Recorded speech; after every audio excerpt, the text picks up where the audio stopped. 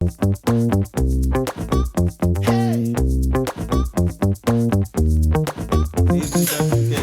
welcome. I'm your host, Honourable. I'd like to welcome you to this iteration of This Is What's Up 3.0. Happy National Heroes Day to everybody. And it's only right that I have a special guest with me, joining conversation with me this evening for the second time, Honourable Premier. My Nord Kickers brother. Honourable Premier Charles Washington Misick. Great to have you, sir. Thank you, man. It's a pleasure being here. It's been a while. Yeah, it has been a while. Since we had the conversation. Yes. Thank you very much for inviting me on the show. No, for sure. And I'd like to congratulate you, obviously, for the first year back in term again. I think it's been about a year since we had this conversation too, so I know we got a lot to talk about as well. Yep. You know what I mean? Yep. Recently, I know we passed a budget, a historical budget, as I would say, right? And I'd like to congratulate you and the party for that as well, being able to pass that budget.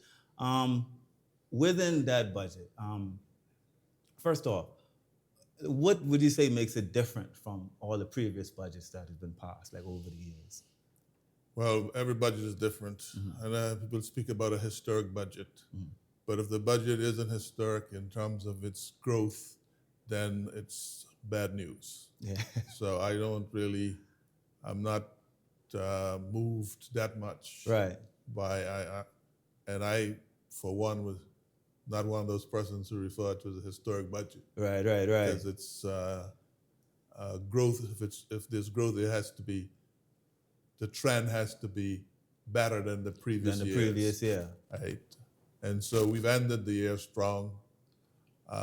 In fact, when the final numbers are calculated, it may be stronger than we had projected in those last couple of months. Okay. And April has been a very, very strong month for Turks and Caicos tourism. Mm-hmm. I think we've collected an additional $19 million, right, more than was projected in April. So that's moving in the positive direction.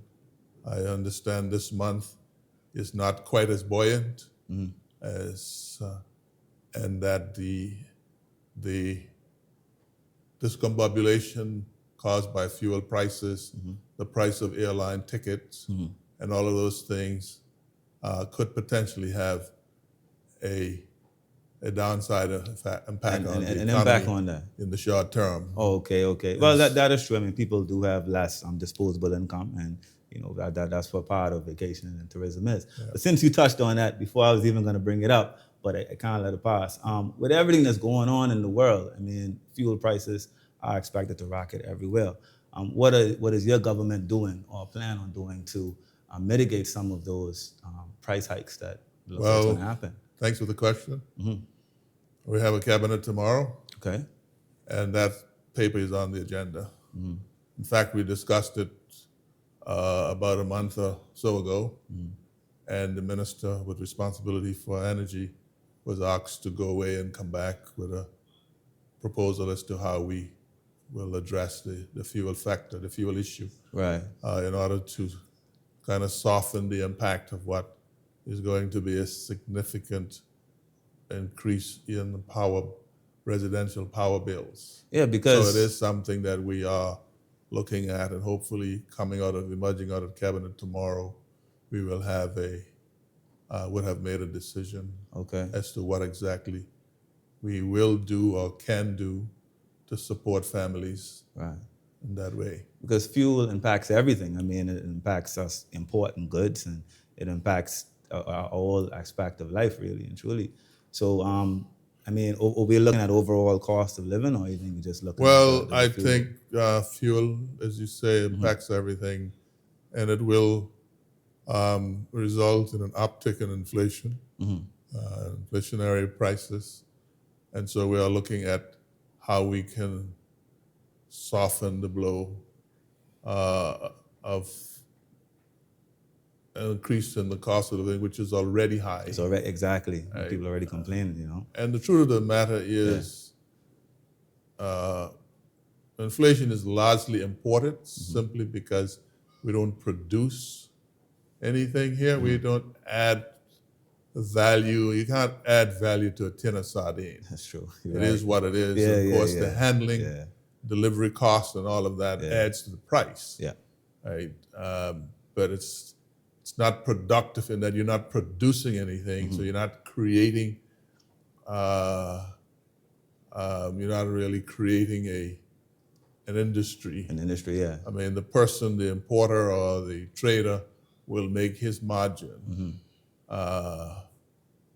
But yes, some things, critical basket of consumer goods that an average family would consume, the government has always looked at how we can keep that's affordable. Right. But that can be a challenge at a time when external shocks, external factors are forcing up the cost of goods and services. Right. And that is what happened in a small economy like ours. Yeah, yeah. I mean, some of those things can't be helped. I mean, we do depend on imports quite a bit. So I do understand that. And I'm glad that you guys are looking at it and are taking this stuff to cabinet, because it is something that the people really need and people need to hear. So just pivoting back on the budget. Am I correct in saying that it's about 550 million in total? I think about 400 and something of recurring expenses. I think the budget is now over $500 million a year. If I'm not mistaken, I think we've closed out somewhere. Projection is somewhere around 550, 554, or something in that region. Right. But it's over $500 million. Over $500 million. You know. Yeah. Which is a good thing. It's grown. The revenue over the years have been consistently growing. The economy has been consistently growing on average at about nominal growth of around 5.6%. Some of that obviously is inflation driven. Yeah. But generally, as a nominal rate, that is somewhat enviable. Yeah. You know. Yeah. Now I know we're doing pretty well in the region as well. But question, I mean, this is another year, another budget. What would you say your government is doing to ensure that we're getting the deliverables that we set up for in these budgets?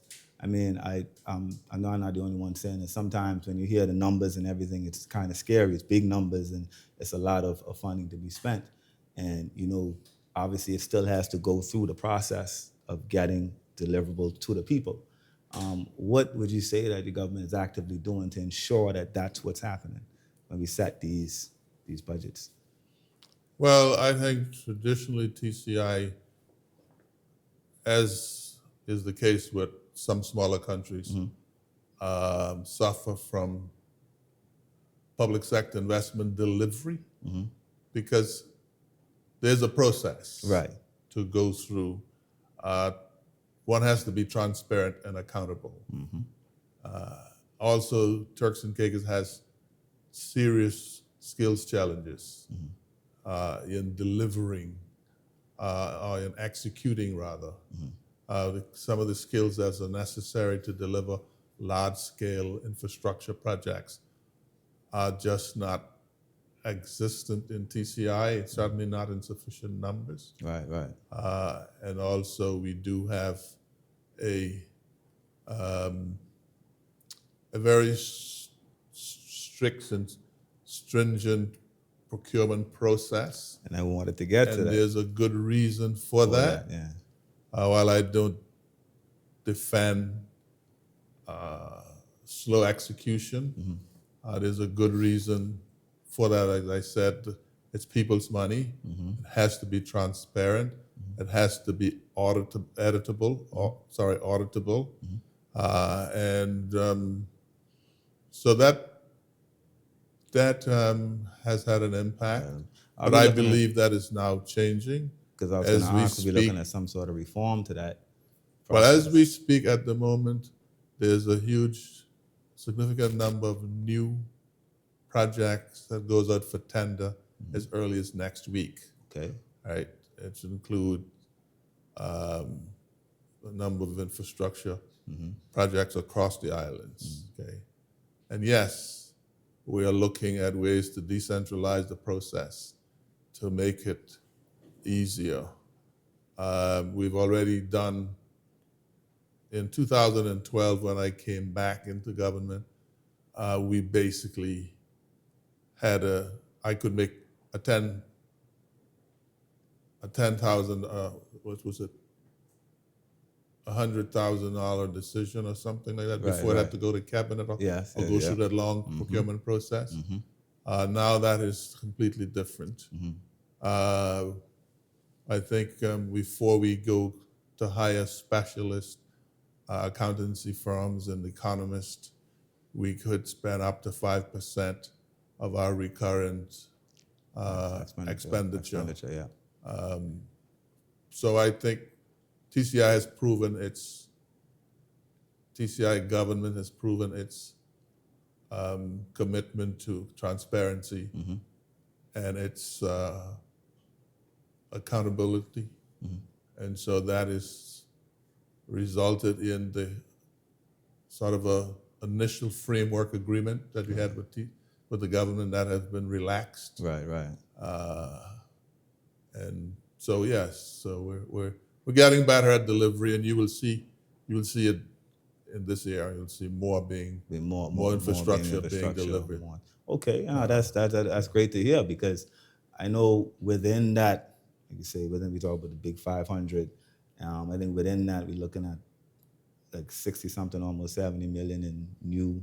I think it's saying capital expense or something like that. Well, development. We have the capital project, which is really the public sector investment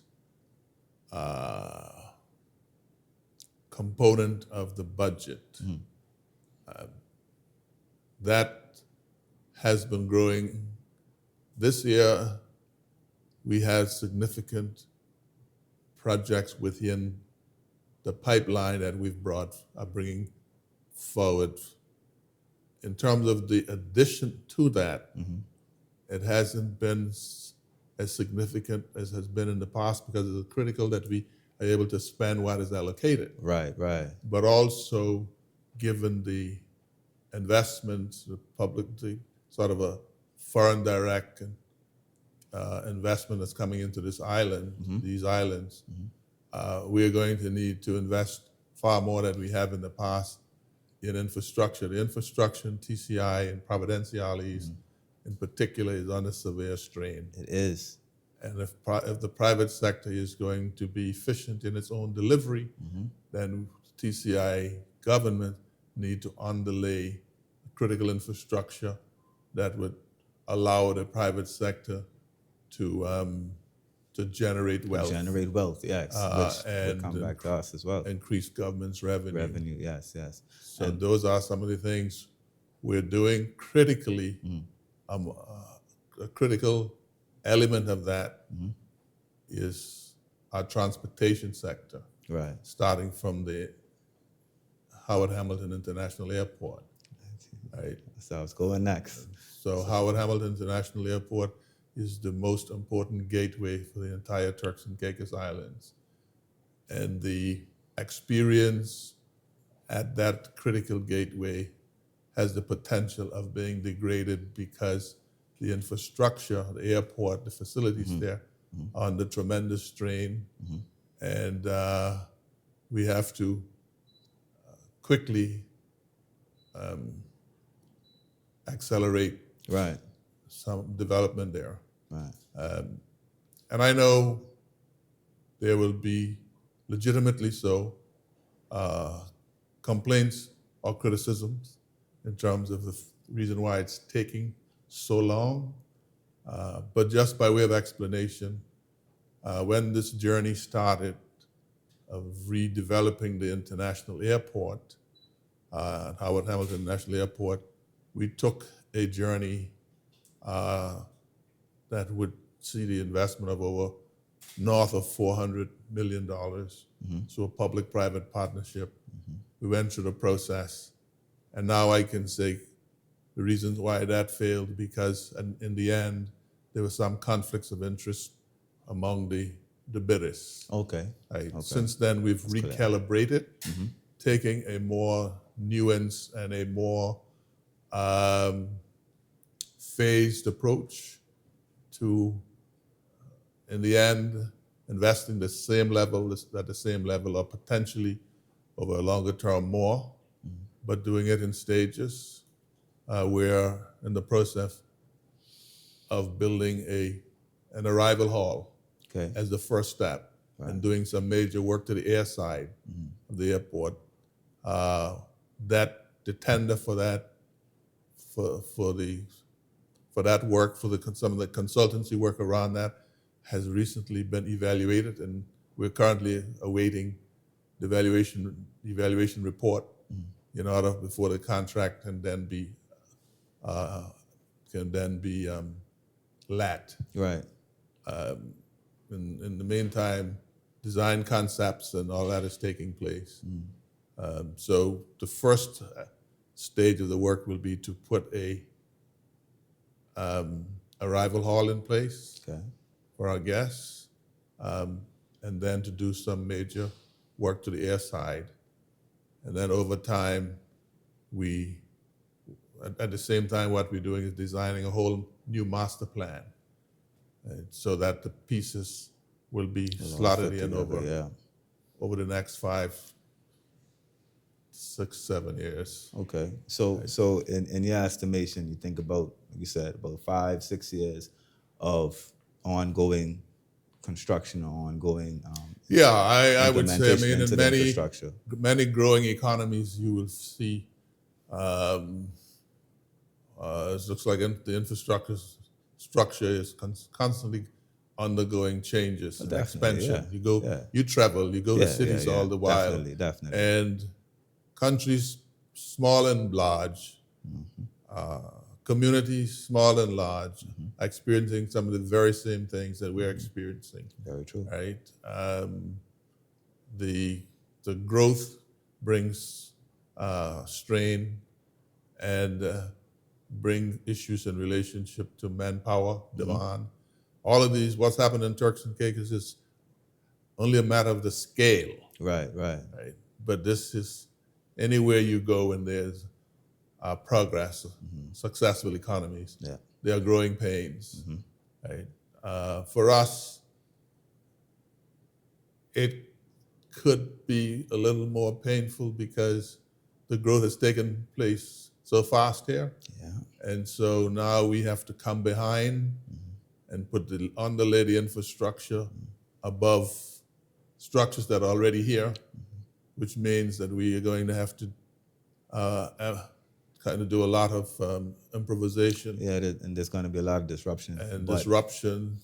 I mean, for example, putting in a parallel road from the airport into Leawood is not an easy thing to do anymore, because it's going to have to be snaking around existing development. Very true. But it's something that is required, and it's something that is being planned. At the end of the day, tourism economy requires state-of-the-art transportation. Definitely. And like you said, we grew so fast, and it's not like we stopped growing. So even in our infrastructure implementation now, we have to look forward another 10, well, that 20 is years. why the government has made a decision to reduce or remove concessions for new large projects in Providenciales to allow the social and the social investment, the societal renewal to take place, and to ensure that new infrastructure is put in place. So otherwise we are just going to spoil a good thing. Very true. You are not nearly as old as me, but I'm sure you've seen what has happened here in the last 5 or 10 years just with the traffic alone. No, definitely. Right? And that is not sustainable. If we're going to preach sustainability, then we have tough decisions to make.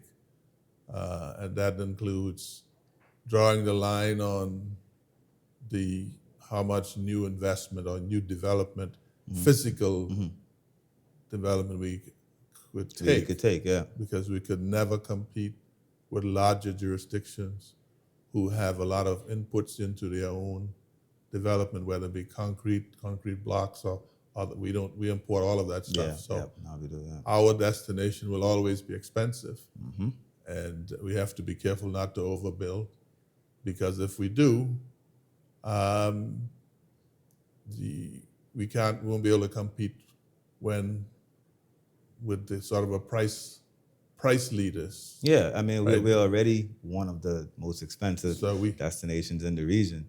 So we have to focus on a differentiation of our Yeah. product, focus on value rather than volume. And so that's some of the things that we're in the process of adjusting to at the moment with our tourism product. Okay. No, that's great, because, I mean, I know you spoke about infrastructure. You said something about concessions on large projects. When you talk about large projects, is that only, like you say, infrastructures and roads and new power, or that's a also limitation on new. If I say large projects, I don't mean public investment projects. Okay. I mean development projects like hotels, and condominiums and stuff, because again, the more of those you build, in providenciales, the greater the requirement for major investment in infrastructure. So we have to invest in our infrastructure to catch up. Right. In the meantime, the government policy of trying to spread development throughout the rest of the island. So those concessions have either improved or remain as they are. As they are, okay. Right. But for providenciales, we've taken them away from Providence. not necessarily permanently, but until we are able to consolidate our gains, reduce the risk to the infrastructure by putting in new infrastructure and additional infrastructure. Again, I pointed to the airport, so that the quality of life, right, and the experience through public spaces like the airport is not degraded. Right. People can still have a pleasant arrival and departure. And right now it's just congested. It's you come here and you can have a beautiful holiday in a hotel on Grace Bay, but then you still have to leave through. You still have to go through the airport. And so that's the limiting factor at the moment, and that's one part of where we have a lot of our focus. Oh, you're right. So that's a very good start. So other infrastructure, are we still looking at? Because I remember we had talked about you mentioned parallel roads, and we had talked about other four-way lane highways, and you touched on the congestion as well. What is the government looking at, as in to try and mitigate some of this congestion? I know we've slowed down. We're saying we slowed down some of the existing or upcoming large projects. We're going to have a bit more control over that. As it stands right now, obviously there's something that needs to be done. So what are we looking at? I think part of what needs to be done is to have a dependable source of public transportation. Right. Because the single mother who has to get to work in the morning is in some cases spending money for car maintenance, including gas and everything else it takes to maintain a vehicle. Right. If she has the ability to get to work on time and back home, is a far better option than owning a vehicle. So the more of those that you could take off the road and supplant with public transportation, that in itself have a positive impact on congestion on the road. Over time, you also have to look at the number of vehicles, regulate that in terms of age and conditions. And in some countries, it goes as far as how many vehicles per family. Yep. I know they do that. And I know these are not. I know they do that. These are not necessarily what people may want wanna to hear, hear, and we're not there yet. But it could potentially get to that, where you could potentially limit the number of it. Because in some places, in some households or some families, you could have a couple at each own a vehicle or two. Right. You know? Yeah, no, I know that, and like you mentioned, in some countries they only allow one vehicle per household. In small I know that in countries, small where countries they do sustainability is that. Yeah, important. it is. I don't know what the current situation is in Bermuda, but I Yeah, know that's what I was thinking about. I know at one time, and I believe that is still the case, they not only limited the number of vehicles, but they limited the size Yeah. and the age and all of those things. And that is, so if we're gonna have be a first mover or a leader Right. in sustainability, we have some tough decisions to make, But I think our visitors and our residents ultimately will appreciate that it does add to the quality of life. Quality of life. Okay, you're right. You're right. Speaking about infrastructure, since we're here already, that's my bread and butter. Also, I'm very interested in what's going on with the port in Grand Turk. I know that's something that I know the government has spoke about, right? About their I'm not sure if it's a PPP or it's about the agreement that's there. How quickly would you say that the project's going to be started? Well, thank you for that. What I can say to you is that we do have in the process and still haven't completed the MOU yet. Okay. As you know, Carnival had an exclusive deal, yeah. on cruise tourism in Grand Turk. A few years ago, we managed to loosen that up. They had agreed to support government by allowing cruise vessels to come in the town, and then having I think what they call it, a lighter system, not a lighter system. I forget what they call it, from the ship. Yeah, from the ship and come right in. to Yeah, the port. yeah. Smaller ship. But that was never going to work. No. We have no takers. And so essentially what we have now is MSC, which is the largest shipping company, I believe, in the world, with cargo and a very rapidly growing cruise tourism part of their conglomerate. Okay, yeah. Right. And so MSC, together with a company called ITM, have partnered together to invest in a new land-based or recreational facilities, Right. for to support the expansion of the Grand Turk port, by converting it into a dual port, cruise together with cargo. Okay. And that would, based on the projections, we're looking at close to $180 million, $177 plus million to do that work. And the benefit of that would mean that we could be in a position to bypass places like Florida for some of our goods, because MSC, as I said, is the largest shipping company in the world now, and they have a huge facility in Grand Bahama, right? Just as an example. Yeah, you're right.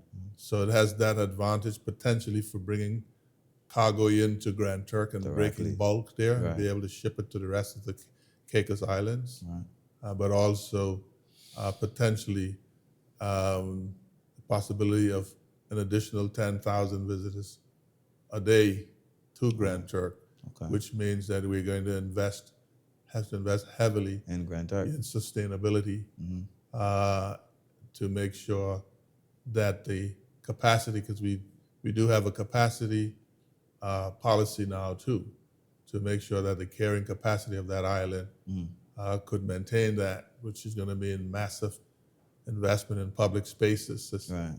and massive investment in improving the infrastructure. That was going to be my next question.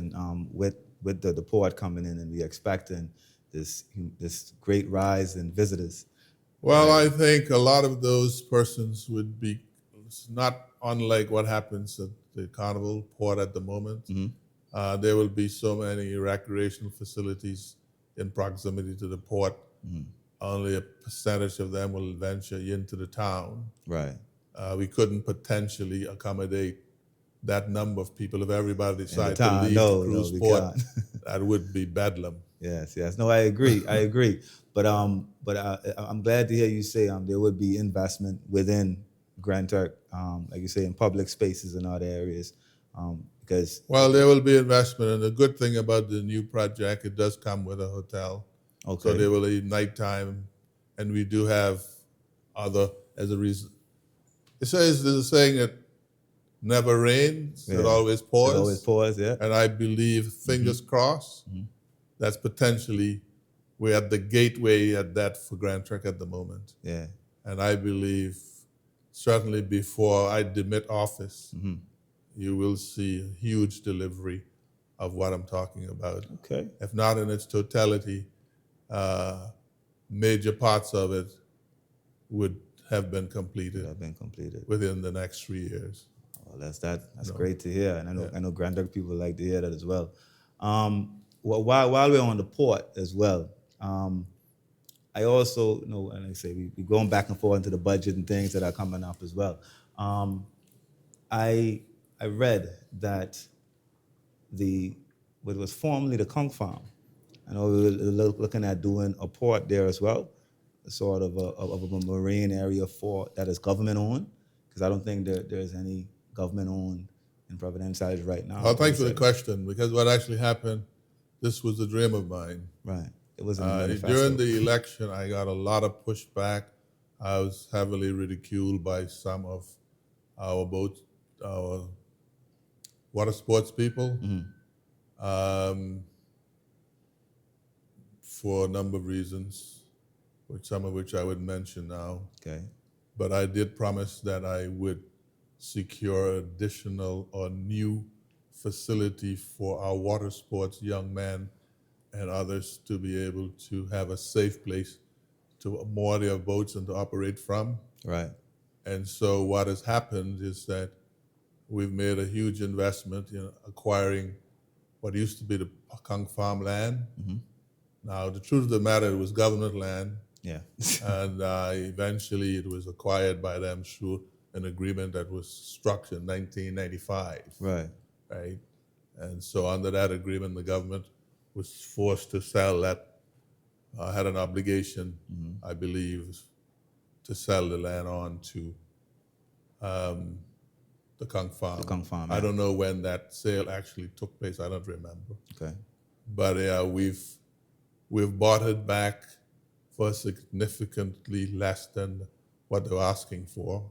Okay. For the land, and so now the intention is to assign the land for multiple use under the management of the port. Okay. Itself. The plan is to have make it that area a port of entry to help to police.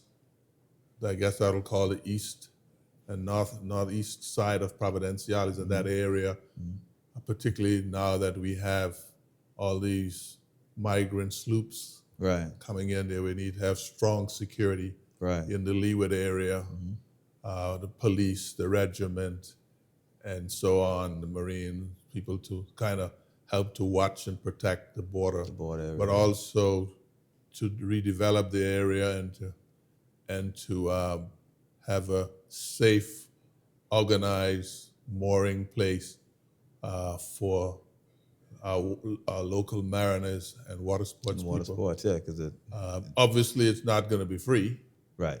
But it wouldn't be at the cost of Blue Haven or somewhere like Right, that. right, right. you No, know, I understand. and which they are locked out of in any case. Yes, yes. Perhaps deliberately, but certainly from the point of view of price, Right. and so I think I'm very proud of that we were able to do that, to be honest with you. No, I know because I believe that was part of the manifesto even. So that's Right. that's a big deliverable for Yeah. you right there. Right. And a project like that, you'd say I think you just secured the land, or this land was recently secured. So We secured the what land. timeline you think we're looking at? We secured the land just as part of the last year's budget. Okay. Okay. So I think there is sort of a conceptual conversations going on now as to the next step. That's the next step. Okay. Now, again, I can't tell you in any detail what the methodology, what the approach is going to be in terms of financing the development there. All I do know is major investment has been made in the port, including money that are currently available for this, I think, the second or third phase of South Dock. Okay. And we've done major work in North Caicos. As I said, the port in Grand Turk is going to get a huge shot in the arm. South Caicos has gotten improvement to its port and the sort of Cedar Park and the Congron area. We're working on that. Right. And so the port itself is self-financing. And so we're also looking at how we could monetize these assets so that local investors could actually take an active interest in buying securities in these government assets. I mean, as a country, and as we think we could only invest in buildings, cement blocks, but we have to. A modern society required different investment options, and so I think the government will lead the way in creating a securities market in TCI. Okay. In relationship to critical public-owned assets. Assets. Okay. That young people like yourself and other local investors can literally buy and see a return on their money in a which in different form of from like bonds or different anything. Yeah, like that. Okay. Sort of a government bonds or something you can buy and secure for yourself or for your family. For your family. Okay. No, we're trying to modernize the economy so that people have options, investment options. Different options. Right. And as you speak about that, when you speak about modernizing the economy, ways to invest, you make me think about the credit union, right? And I know this is something that you spoke about in depth over the last year, probably further than that. I believe that the bill has been passed for the credit union, right? The credit union bill and regulation is in place. Yes. And again, we've the plan is to have that operational by September of this year. Okay. As I said way back in my first term in this period, in 2022, we secured something like, I think I'm trying to remember, but I think it's based on the voters list at that time. It meant that every Turks and Caicos Islander was given a $500 credit, which to start the credit union. Right, that is still in a lockbox, right, so to speak, right, and will be part of the capital, part of the investments in the credit union, right, not the capital, but it's just, part the initial investment in the credit union will come from the government level. So yeah, okay. So that is delivered, and then tomorrow, on the 1st of June. We go to Parliament for the 1st and 2nd of June, and when we leave, we would have passed the Mortgage Corporation Bill. That's my next thing. And again, that should be operational in September. So we're looking at credit union as well as We're looking the at mortgage launching both of corporation those before the end of before the the end of this current year. financial, because current calendar year. I know it's a tall order, it's extremely ambitious, but we're knocking ourselves out to try to get that delivered before the end of this financial year. Okay. This year, this calendar year. Well, that is ambitious, I would say, and I'm happy to hear that, because I do remember hearing you say it before. We're looking at the third quarter of this year. Now, on the back of the mortgage and credit, then the next thing is housing, right? Yeah, And that's what most of us figures we want to hear about. taken, there's something called trial and error, Right. right? Our first attempt to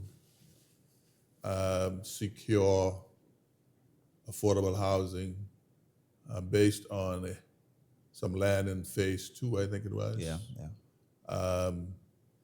Was not successful. The bids that came in far more expensive than we thought it would come in.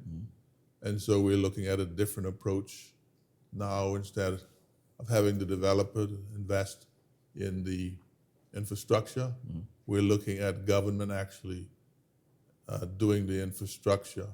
Okay. And therefore we're bringing down the cost of the buildings, of the building themselves. The building itself. Okay. So We definitely take up the profit margin and all of that. right. It's So about that is, again, before the end of this fiscal year, right. I'm hoping that we can literally see some new construction. Okay. As a part of the budget last year, we purchased, I think, 60-something lots in the Richmond Hill area, which are serviced. Okay. For the most part, at least the major services close by. Right. Because we think that affordable housing has to be stratified. Right. There will be young people like yourself who make a good income, who can afford a better price point, or who still need housing. Yeah. And since our focus is on housing rather than a piece of dirt, land, we have to look at how we can create different options. Right. So in addition to the project that we have on phase 2, we've acquired a plot of land in Richmond Hill area. I think it's 50-something or 60-something lots, Okay. which we intend to. I know I keep coming up with the timelines thing, because that's the thing. A lot of people don't understand the process, right? So say when you say, I could probably go to the department and say, listen, let me sign up to Yeah, okay. I think one thing needs to be clear. Yeah. Right. Housing is, because I don't want people to think because we set up a mortgage corporation and they're going to be able to go there and get a mortgage. Well, obviously you have to meet criteria. You have to be able to meet the criteria. And part of what I believe we will do is to try to facilitate home buyers by leveraging our relationship with the banks, because at the moment we have $20 million. One of the reasons why I'm going to the capital market is to raise an additional $40 or $50 million to put in housing and service lots.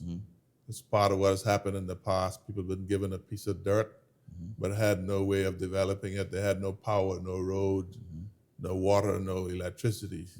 So one of the things we are looking to doing is going to the capital market to raise money to put in those services, so that people who may wish to purchase a government lot because they're able to build themselves can still have a service, have the service, right? So they don't have to worry about putting in the roads and the electricity and all of that kind of stuff, because then that sets the stage for a degradation of the community. Very true. You got half-built buildings with bad roads and stuff like that. So that's something we trying to move away from. So are we looking at that for Crown land as well, or just for these specific areas of land that we've Well, allocated for the housing? Well, obviously, the government will have to open some subdivisions Yeah. to allow people who have the wherewithal to construct their own homes, but Sure. there will have to be standards Yeah. as well, and there need to be better monitoring. Because right now, even in some of our communities where single residential land has been given to people, you go there and you see huge apartments, Yeah. and that is not. I think in some ways that devalue. If you go to build a really lovely home for your family and somebody comes and build a not so nice block of apartments, yeah. it has the ability to degrade the value of your property. It does. And so It does. TCI as a country need to be far, far more disciplined. Right. Government need to be far better with monitoring and enforcing the law. Right. A situation where culturally we don't like that. When governments behave accountably and try to enforce legislation, the law, people get upset. But we get upset with this is if you're going to have a disciplined society that's rules based. right. We have to have a population that's going to adhere to the rules, and we have to get to the place where it shouldn't matter whether, as a public servant, whether someone hates you for that or not. You have to get to the place where you do your job right. without fear or favor. And because that's part of the problem we have now. But that is the problem. That's a big problem we have now in a lot of our government departments and operations, where people allow it to flaunt the law and get away with it. And we really need to do. And as part of the challenges we're having, balance as well. Part of the challenges we're having with land at the moment, getting all this sort of these land issues regularized. And now, in some ways, I know some people capture government land out of desperation because they need somewhere to live, and the system wasn't delivering for them. Right. Now we're faced with cleaning all that up. Right? So the message to everybody would be to just bear patience a little bit and not get yourself in those situations, because you could end up being on the losing end at the end of the day. Very true. You know? But obviously, like you said, if people were, I'll say, forced to do that, because obviously that's breaking the law if you're going on government land. If you're thinking that maybe, I'm not saying this would happen, but maybe there was slow in deliverables or slow in getting, papers or whatever. I admit that the system was not reacting to the demand. Right.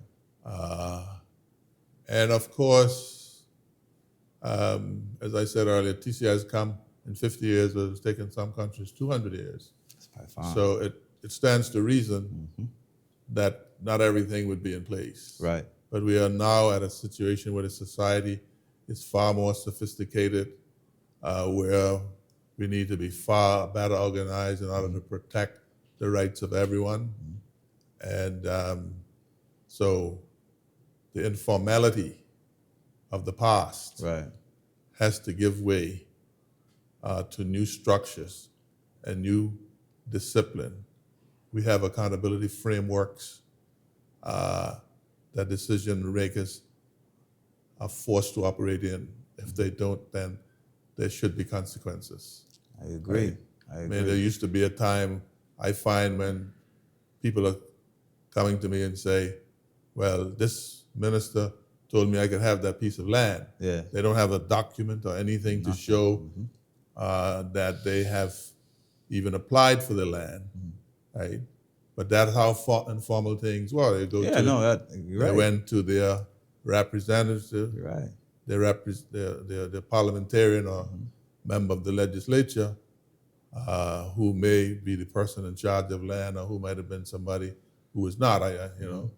And they pointed a piece of land that they want, and the minister or the legislature, you could have it. You can have it. That kind of informality has created a lot of problems And a lot of people in TCI don't understand why we can't go back to that. Right.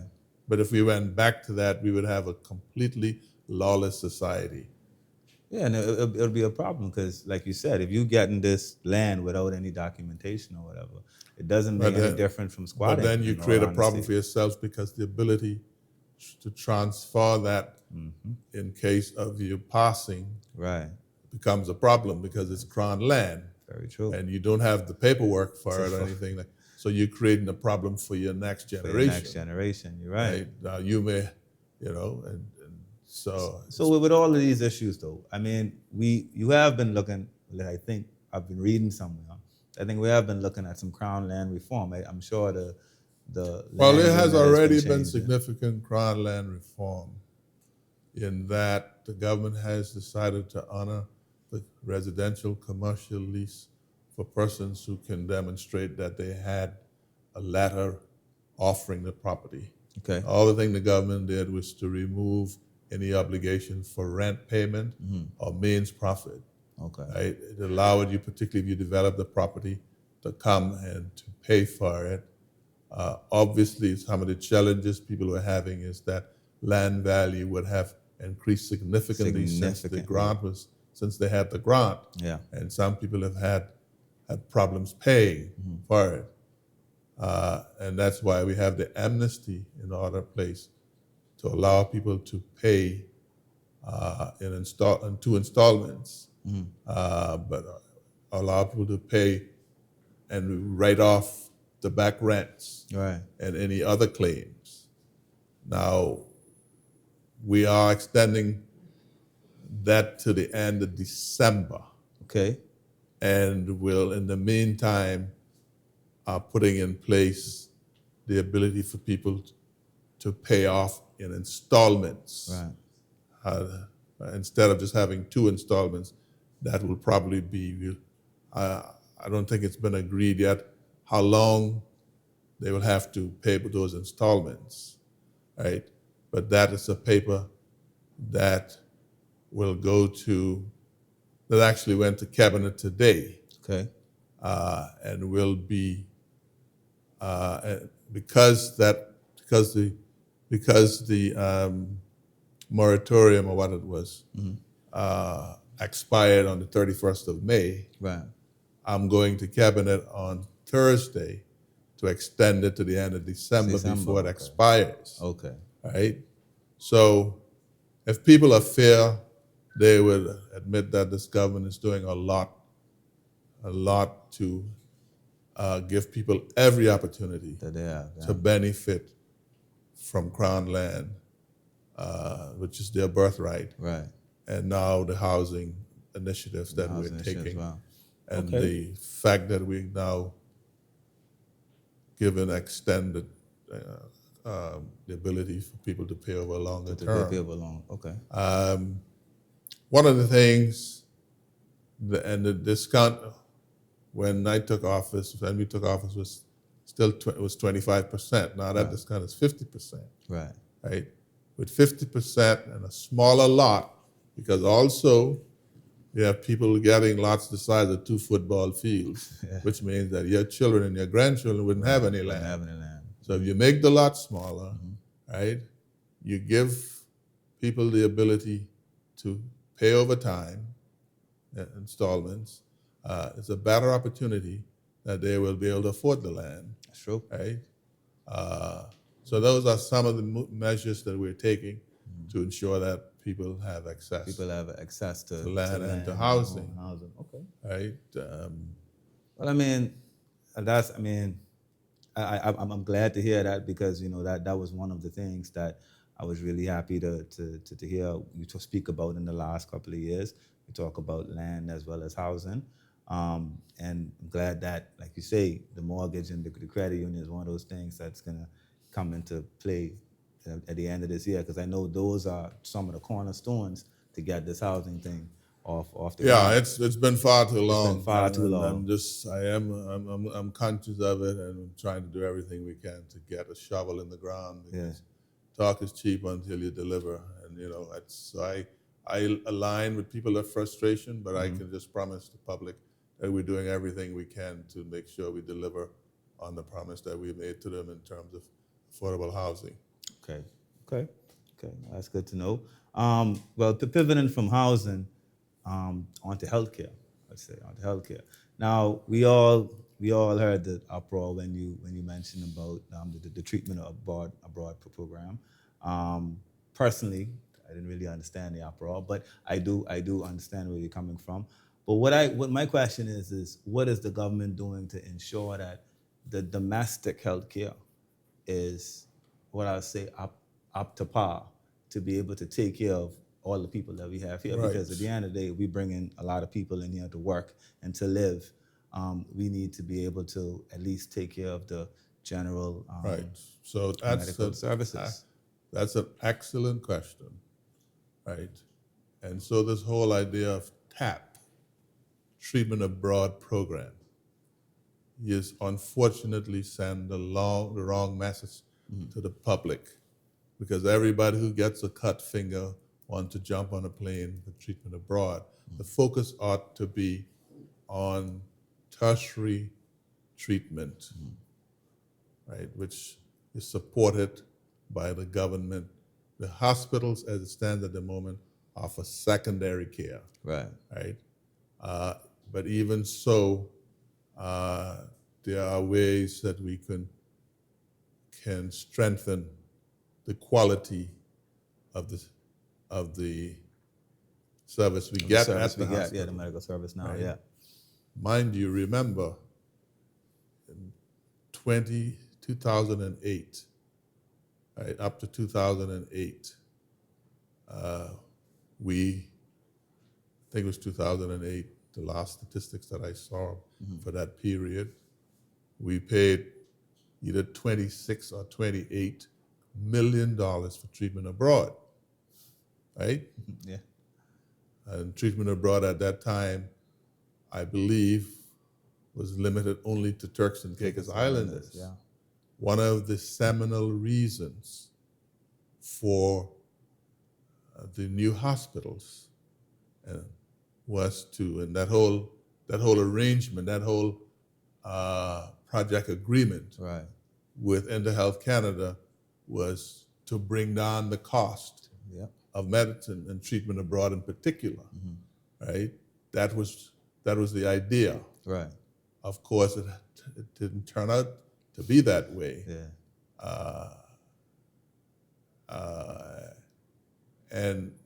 But if you will really dig down to it, it's probably no worse than it was in 2008 when you look at the size of the population, Exactly. right? But the treatment abroad is a problem because we need to develop expertise and specialties within the country. And we have young people studying medicine and specializing in certain areas, right? And the whole private sector medical industry is going to grow.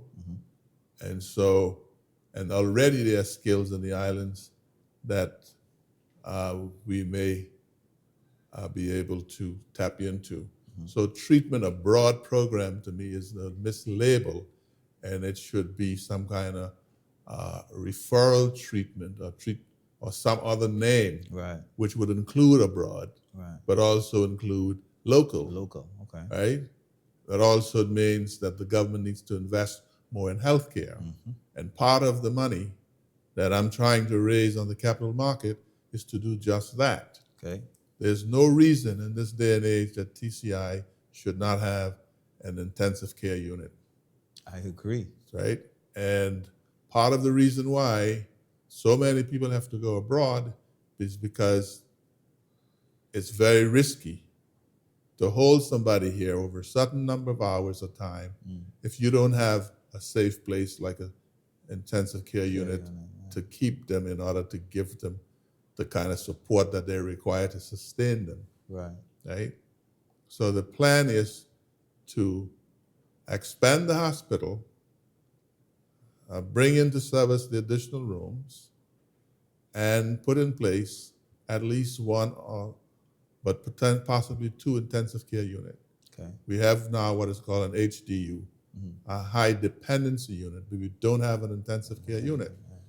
And so just that alone would reduce the need to send so many people abroad before you would have had a chance to properly observe their progress. Right. Right. So that is what this, and of course, we're in the process of speaking with the current health providers, the view of transitioning the hospital back, the operation of the hospital back into TCIG government control.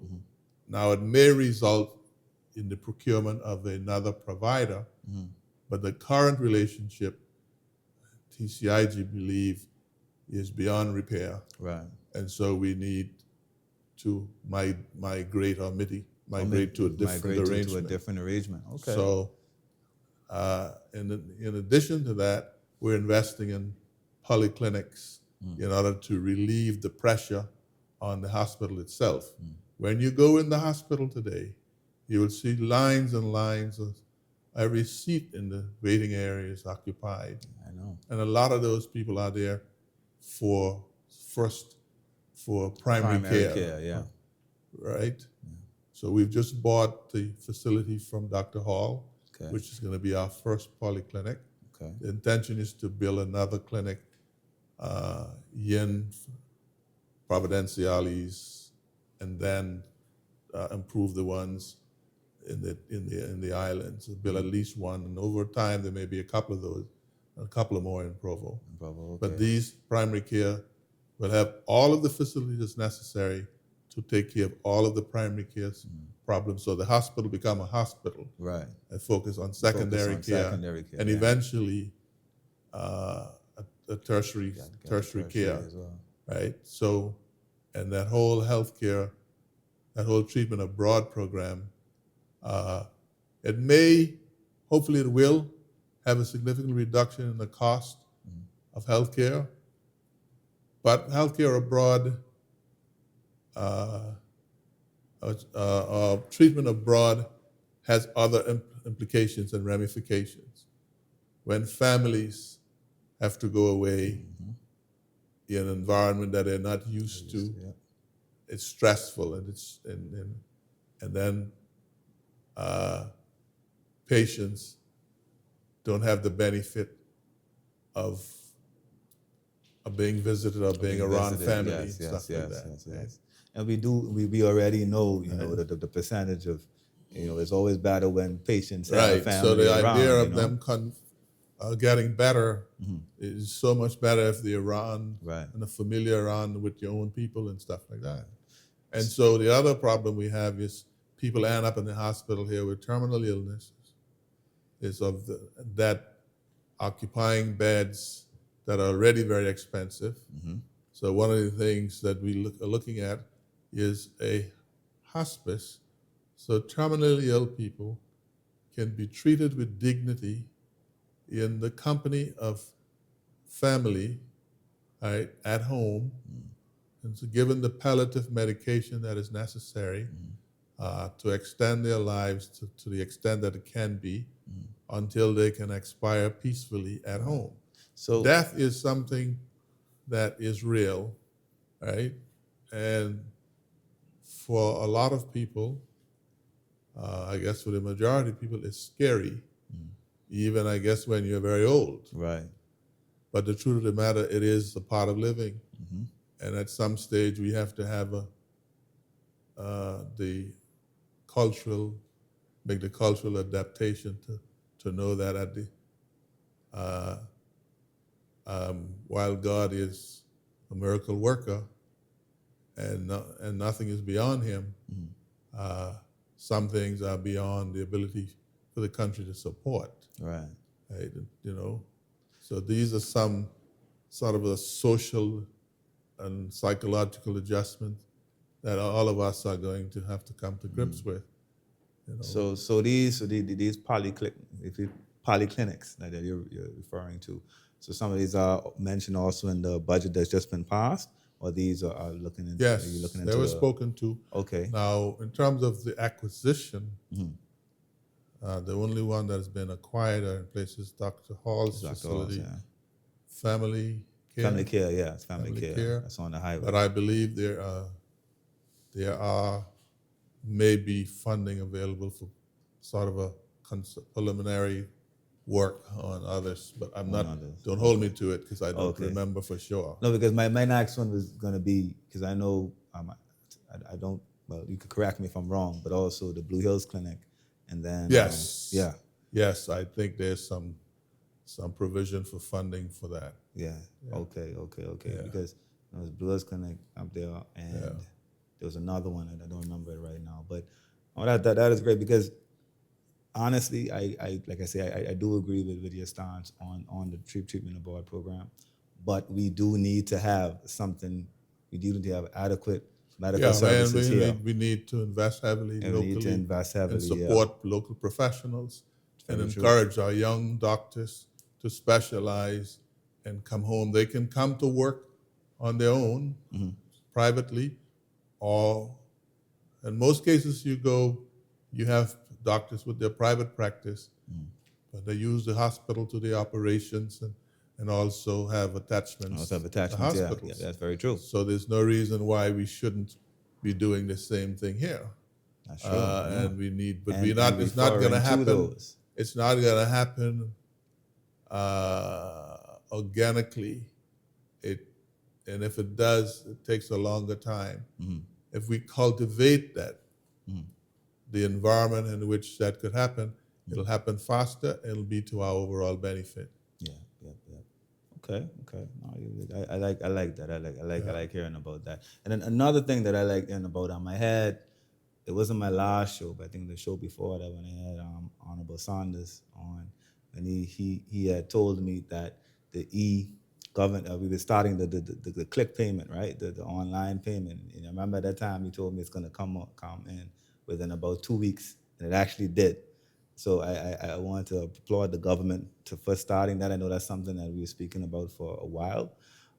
But how further do you see it going?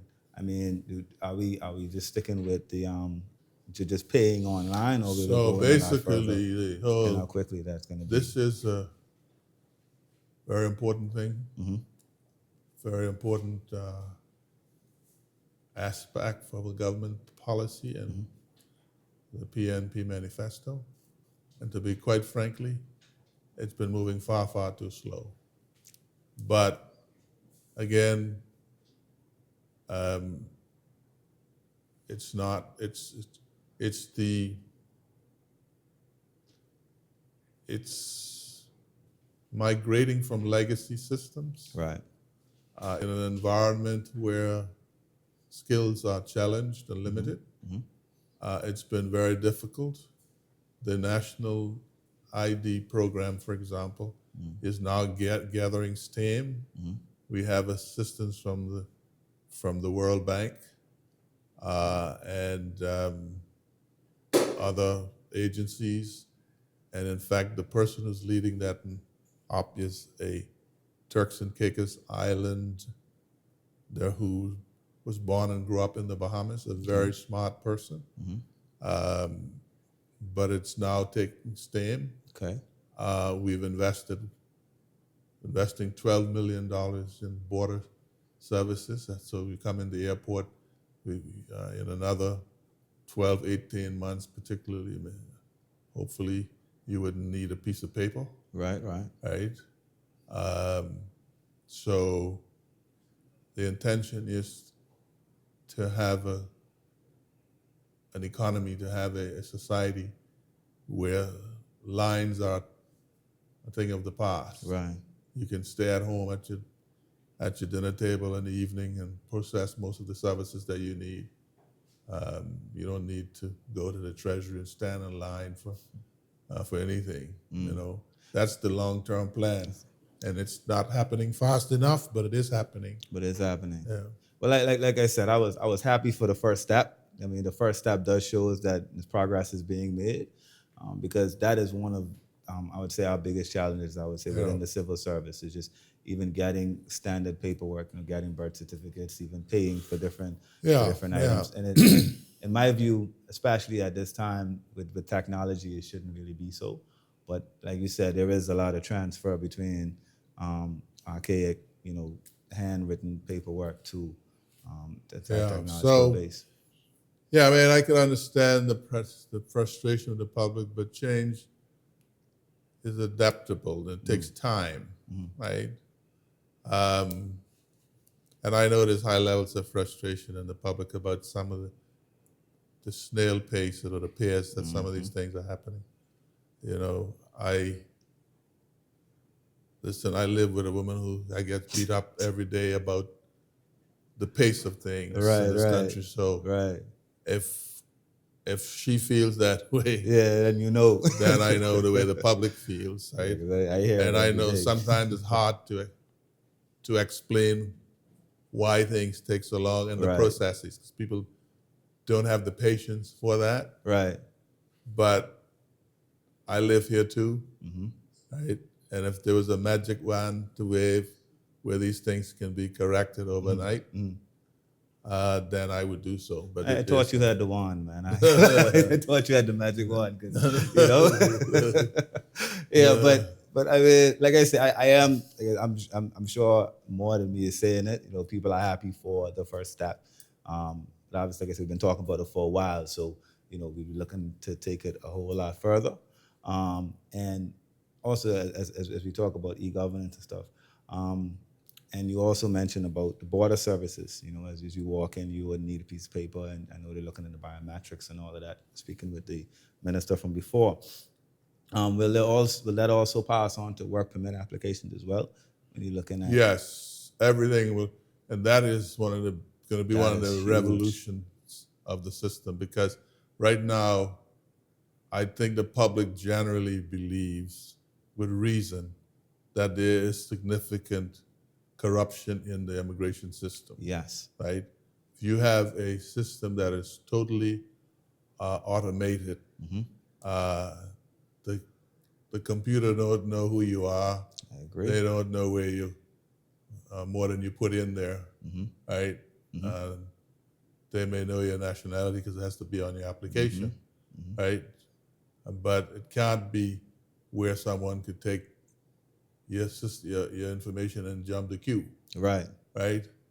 Or collect money and issue you a fraudulent document. right. The document is loaded with biometrics and all that sort of stuff.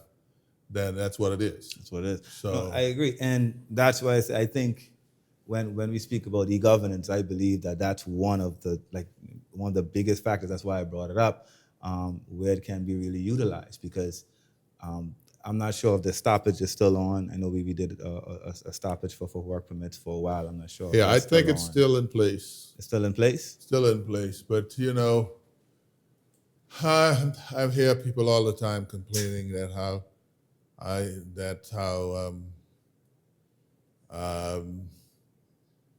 people who legitimately trying to process applications are not getting through, and then people who are not I'm getting true. are getting through. Because So, I'm guessing it seems like it's not a streamlined process when it should be. It's legal. It's the law how it it's supposed should to be be, done. but there's human interference in the system. Right. And when you have a human being who can manipulate the process or bypass it, the process, and make arbitrary decisions based on whether someone is paying them or not, or what other reason, Yeah.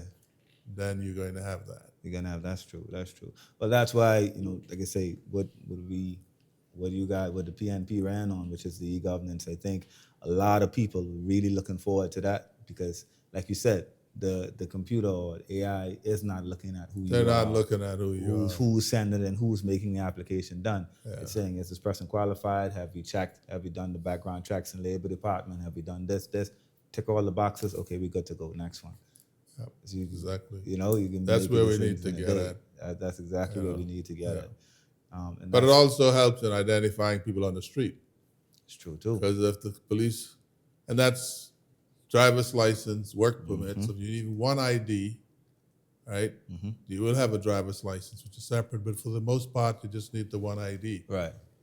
The ID could probably be coded. Right. If you are a Turks and Caicos Island status holder, right, you can have a different ID, a different something to identify that is who you are. If you are a work permit holder, you will also have an ID, but the ID will have a code on it or whatever to say that you are a work permit holder. Right. Right? And if you are a PRC holder with a right to work, it will probably say a code and so on and so forth. On and so forth. Right. But everyone who have a legal right to be in the country will have a national ID that you can use at the bank, you can use at the hospital, you can use at the grocery store, or wherever you need to show an ID. Right. And no, and I and that is one of the things that when I was speaking to the minister previously, I was very elated about, because I do think we need something like that. Well, it does help it with security, national security, helping the police, helping immigration. It helps all departments, really and truly. So that is something that I'm really looking forward to. Now, I know you don't have a timeline quite as yet. I don't think you do. Yeah, I think we do. You do? I think roughly, I think we're looking for this to come on stream in late 27. Okay. 27, I believe. I think late 27, the beginning of 28. That's the time frame that I've been given. Okay. Yeah. Well, I know me and the rest of the Turks and Caicos be holding you guys' feet to the fire as we normally do. You should. As we normally do, hold your feet to the fire of something, because that is something that I feel will cut through a lot of what's going on here. A lot of, like you say, fraudulent documents and work permits and all these things. Like I mean, just to give you an idea, to be honest with you, let's say, for example, Trump did follow through on the repatriation of persons with TCI status living in America. Right. A lot of people will end up here who probably never been here. Very true.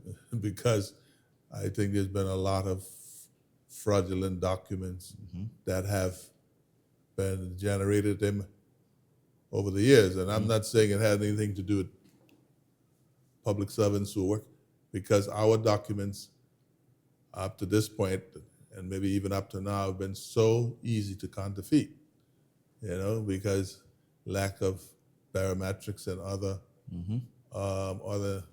embedded identification profile. Right. Right. Well, I mean, at the end, we're bringing these cards and pushing the e-governance and everything should be a priority, and I believe it's a priority for the government, right? Because, like you say, it brings national security. It talks about obviously with work permits, immigration. If that's something coming next year, it can't be. I think it can't be.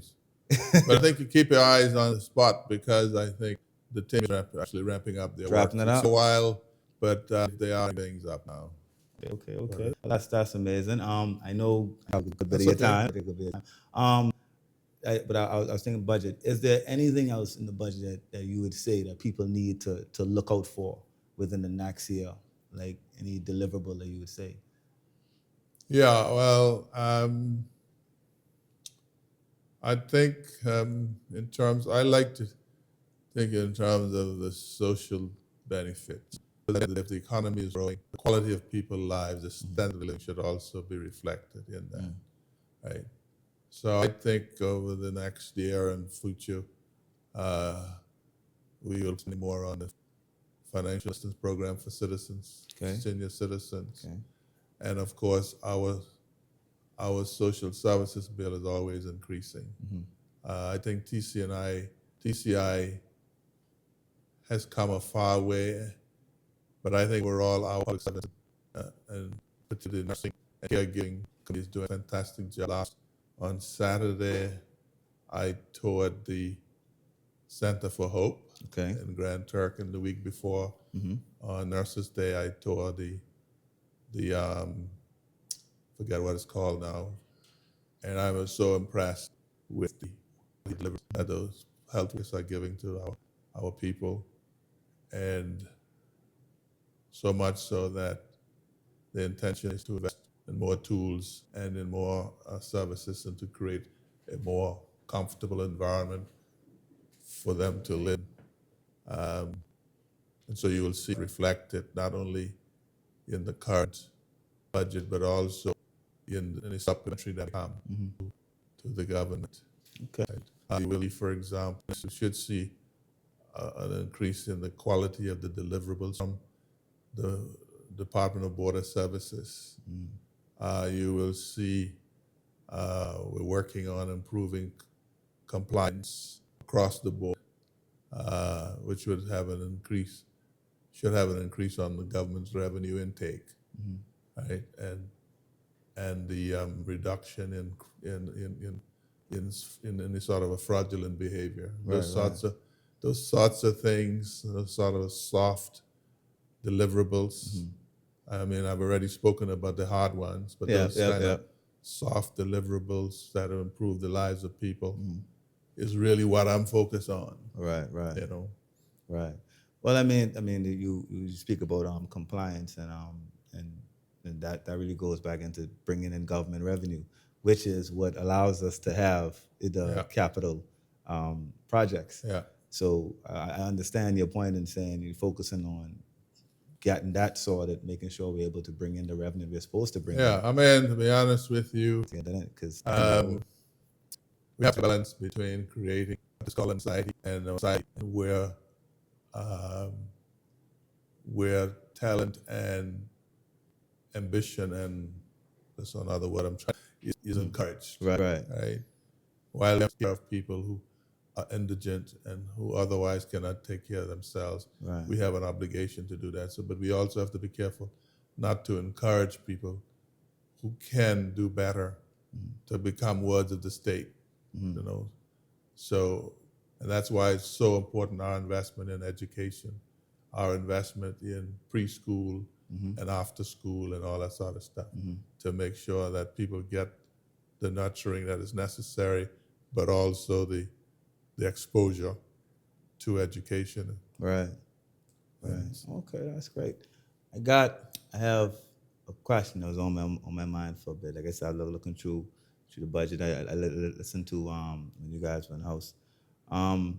Do you think that as a country we invest enough in tourism, just the tourism by itself, seeing that it is our biggest revenue? I think it's about 23% of it or something like that. Well, 24%. It is, and by far, Turks and Caicos is by far, if it's not the most, it is close to being the most tourism-dependent destination. Right. And we've been so lucky. We've achieved so much by investing so little. Right. And to some extent, we're still riding the coattails of the investment, of the exposure from the branding of TCI under the Michael Misick administration. Right. There's still significant benefit as being derived from that. All right. But also the status structure of tourism organization had to change. It has to be driven by people who understand tourism. We couldn't stay where we were. Right. And yes, that was the whole premise of setting up Experience Turks and Caicos. Yeah. Now, the first half of that experiment didn't work because the legislation didn't align with the reality of the law and for public finance management legislation. So we've had to go back and retool that. But also there's been some lapses. We've taken far too long to require to hire a substantial CEO for the organization. And yes, the whole reason we put on that action dollars for the additional revenue to support the investment in tourism. I believe tourism should never be treated like any other industry in this country.